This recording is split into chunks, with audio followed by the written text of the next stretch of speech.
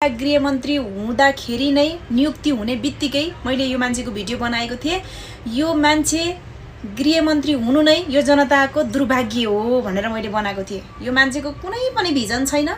यो दुई तिहाईले बनेको सरकारले, स्वार्थले बनेको सरकारले मान्छे छानेर नियुक्ति गरायो। सामाजिक सञ्जाल टिकटकमा नेताहरूलाई गाली गरेको आरोपमा प्रहरीले एक युवती पक्राउ गरेको अनौठो खबर सार्वजनिक भएको छ। यही असार 1 गते आइतबार नेपाल प्रहरीको साइबर ब्युरोले खोटाङ घर भएर भक्तपुर बस्ने रमा बस्नेतलाई पक्राउ गरेर अदालतबाट 3 दिनको म्याद समेत लिएर अनुसन्धान थालेको खबर आएको छ। 31 वर्षीय बस्नेतले विभिन्न समयमा नेताहरूलाई गाली गर्दै भिडियो शेयर गर्ने गरेकी थिइन्। एक त्यस्तै टिकटक लाइभमा उनले मधेसी समुदायलाई होच्चाएर बोलेको भेटिएको हुनाले उनी विरुद्ध प्रहरीले विद्युतीय कारोबार ऐन 2063 अन्तर्गतको कसुरमा अनुसन्धान सुरु गरेको भनेर बताएको छ। बस्नेत विरुद्ध प्रहरीले नियोजित रूपमा चरित्र हत्या गर्ने गरेको, संवेदनशील विषय वस्तुमा सामाजिक सञ्जालमा बोलेर जातीय द्वन्द्व निम्त्याउन खोजेको अनि पार्टीहरूको संस्थागत छविमा आँच पुर्याउने काम गरेको भनेर अनुसन्धान भइरहेको बताएको छ। सामाजिक सञ्जालमा प्राप्त उनका केही भिडियोहरूमा मुख्यतः उनले गृहमन्त्री रमेश लेखक र प्रधानमन्त्री केपी शर्मा ओली अनि उनको पार्टीका विरुद्ध अभिव्यक्ति दिएको भेटिएको छ। अनि उनले भनेका कुराहरू धेरैजसो नेपाली जनताहरूले बेला बेलामा सामाजिक सञ्जालमा व्यक्त गरिरहने विषयहरू रहेको देखिएको छ।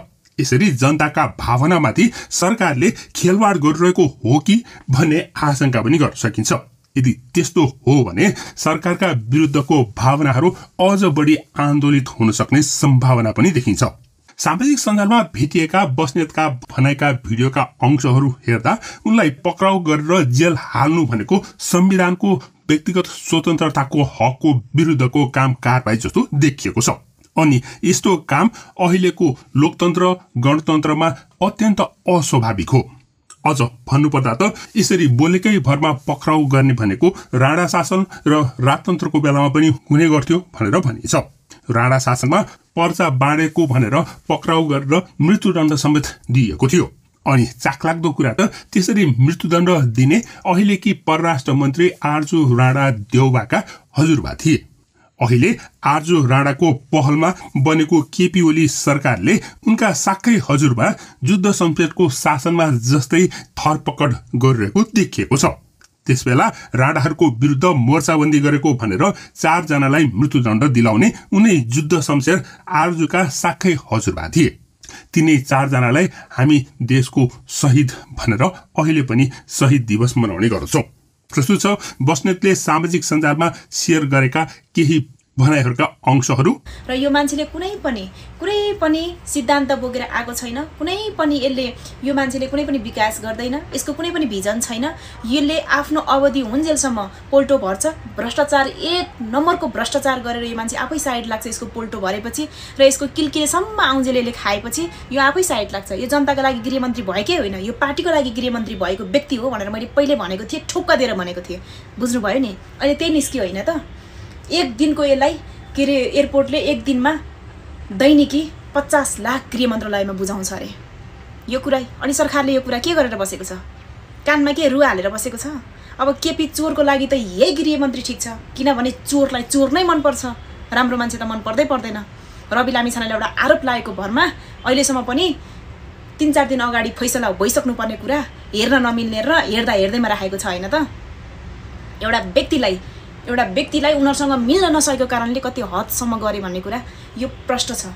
तपाईहरुले सबैले देखिरहनु भएको छ, सञ्जालमा जगजाहेरै छैन त? सबैले देखिरहनु भएको छ नि, न्युज त आउँछ, हेर्नुहुन्छ। आज छुट्यो कि भोलि छुट्यो कि रवि कहिले छुट्छ भन्ने कुरा त हामी सच्चा मान्छेहरूलाई, सच्चा मान्छेको साथ त सधैँभरि हामीलाई चासो लाग्छ नै। त्यसकारणले गर्दाखेरि यसको सबै सम्पत्तिहरू रोक्का गरेर यसलाई एकदम मजाले छानबिन गर्न पर्यो। दुधको दुध पानीको पानी हुन पर्यो। किनभने नि यहाँनेरि मान्छे बेच्ने मान्छे सदनमा छन्। तिमीहरूले जे गर्दा पनि हुनको लागि र तिमीहरूले जे सुकै गर्दा पनि चुप लागेर बस्ने जनता छैनन्। र यो नेपाल तेरो बाउले दिएको दाइजो होइन, बुझिस् नि? यो नेपाल तेरो बाउले छोडेर गएको दाइजो होइन, तेरो बाउको मात्रै होइन। यो नेपाल सबैको हो, बुझिस् नि? यो देश तेरो बाउको मात्रै होइन, तेरो बाउले लुटै भनेर तँलाई छोडेर गएको होइन। त्यसकारणले गर्दा यो रमेश लेखकलाई यसले राजीनामा दिनुपर्छ। यसलाई राजीनामा नै यसलाई खुस्काइदिनुपर्छ। यस्ता चोरहरूलाई, यस्ता डाकाहरूलाई राखेर हुन्छ? जनताले 1 रुपियाँको आम्दानी गर्नको लागि कति दुःख गरेका छन्, यसलाई 50-50 लाख रुपियाँ दिनको यसलाई असुल्नु पर्ने? साला चोर भुसिया, लाज लाग्दैन? तेरो अनुहार हेर्दै धमिराले खाएको अनुहार छ। तेरो धमिराले खाएको अनुहार लिएर जनतालाई धमिरा पार्न आइस? साला भुसिया, केपी चोर चुप्लाएर बसिरहेछस् कि सुन्दैछस्? तेरो बाउले सक्यो रे त। अनि यो कुरा तेरो कानसम्म आइपुग्छ कि पुग्दैन है? चोर सरकार, दलाल, भ्रष्टाचारी, लाज लाग्दैन तँलाई? मान्छेले हद भएपछि मुख छोड्छ, बुझिस् नि? हद भएपछि मुख छोड्छ मान्छेले। तँलाई गोली ठोकेर जान पर्ने भएदेखि म जेल गएर बस्थेँ, बुझिस्? त्यतिसम्म हदसम्म नगर्नु व्यक्तिलाई, एउटा मान्छेलाई हदभन्दा बेसी नगर्नु। अहिलेका हाम्रा गृहमन्त्रीज्यूको कुरा सुनिसके पछाडि मलाई 1-2वटा कुरा भन्न मन लाग्यो कि उहाँले जुन सदनमा बोल्न नदिसके पछाडि चाहिँ उहाँले बाहिर पत्रकार सम्मेलन गरेर बोल्नु भएको रहेछ। म यो देशको नागरिक होइन, मैले बोल्न पाउनु पर्दैन, मैले आफ्नो कुरा राख्न पाउनु पर्यो नि त, मलाई न्याय मिल्दैन, म पनि त यो देशको नागरिक हो, मैले न्याय पाउँदिनँ भनेर भन्नुभएको रहेछ। हजुरलाई यो भन्नुभन्दा अगाडि धेरै पटक सोचेर म पब्लिकमा बोल्दैछु, किनकि यो कुरा सबैजनाहरूले सुन्छन् र सबैको कानमा पुग्छ, सबैको फोनमा पुग्छ, सबैको के अरे टिभीमा पुग्ला सबै यो। किनभने मैले कुनै पनि माइकको अगाडि फेस गरिरहेको छु र सबै दर्शकहरू सामुन्ने यो भिडियो चाहिँ पुग्छ भन्ने कुरा चाहिँ हजुरको हुन्छ नि दिमागमा रहेनछ। जुन भन्नुभयो म पनि यो देशको नागरिक हो, मैले न्याय नपाउने भन्नुभयो नि।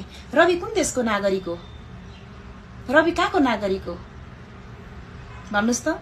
जन्मेको त यहीँ होला रवि यही देशको नागरिक हो, रवि यही नेपाली आमाको छोरा हो भन्ने कुरा त तपाईँलाई पनि थाहा छ नि। किन बुझ पचाएर बस्नुहुन्छ? किन बुझ पचाएर बोल्नुहुन्छ?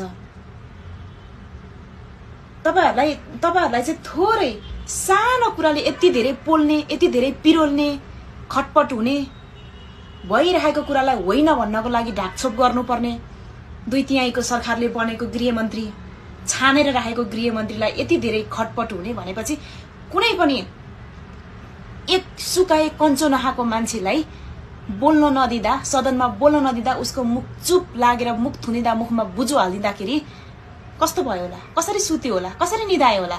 कसरी दिनचर्या बित्यो होला? त्यो बुझ्नु भएको छ? मैले जहिले पनि रविको सपोर्ट गर्छु नभन्नु कि, राम्रो काम गर्नेहरूको सबैको सपोर्ट गर्छु, बुझ्नुभयो नि? र केपी शर्मा ओली कुनै पनि व्यक्तिलाई आफै के अरे रमेश लेखकले आफैले भनेको छ यो भन्दा पहिला कुनै पनि संसदहरूको बारेमा क्वेसन उठ्ने बित्तिकै र केही आक्षेप लाग्ने बित्तिकै चुपचाप राजीनामा दिने भनेर ऊ आफैले भनेको। अनि त्यो नैतिकता कहाँ गयो? आफूले नैतिकता पालना गर्ने कि नगर्ने? आफू यदि रमेश लेखक एकदमै सच्चा र सबक हुनुहुन्छ, कुनै पनि हालतमा मैले यो गलत गरेकै होइन, मैले यो गल्ती गरेको छुइनँ, यो मलाई नाम मुछियो मात्रै भन्ने लाग्छ भने थपक्क सरक्क लगेर राजीनामा दिने, त्यसपछि अख्तियारलाई सघाउने।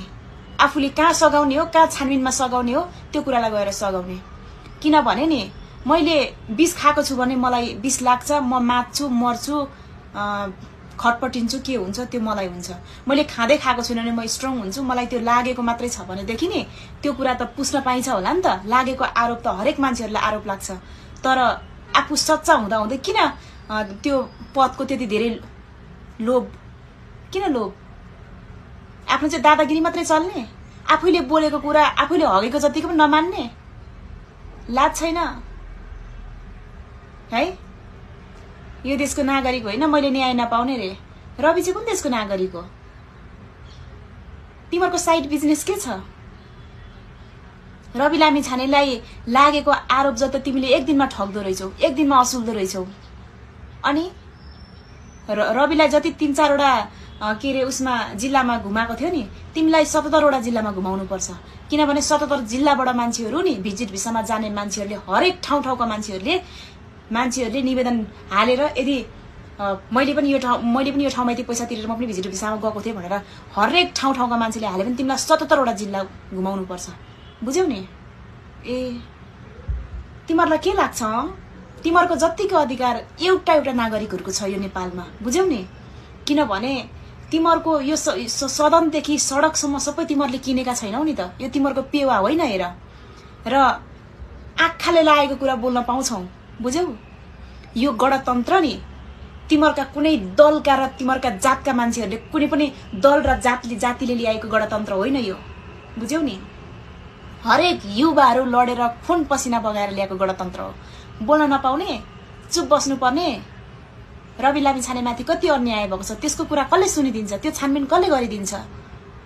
उसको मनमा कति के बितेको छ? सबैभन्दा पुरानो सडेको जेलमा लगेर राखेको छु अरे, होइन? पृथ्वी गोलो छ, त्यति धेरै तेरो पावर र पहुँच हुँदाहुँदै त कहीँ न कहीँबाट त्रुटि हुन्छ भने मान्छेबाट तँलाई मान्छेले नसके पनि भगवानले सकाउँछन् क्या। कसैले पनि भगवानको आँखा छल्न सक्दैनन्, बुझ्यौ नि। मान्छेलाई ढाँट्न सकिन्छ, छल्न सकिन्छ। रविलाई हदभन्दा बेसी गरेको थिइस्, त्यस कारणले गर्दा भगवानले पनि माथिबाट हेरेर नि कहीँ न कहीँबाट तेरो त्रुटि देखाइदिएका हुन्। नभए ढाकछोप गर्न सक्ने ठाउँमै थिइस् त।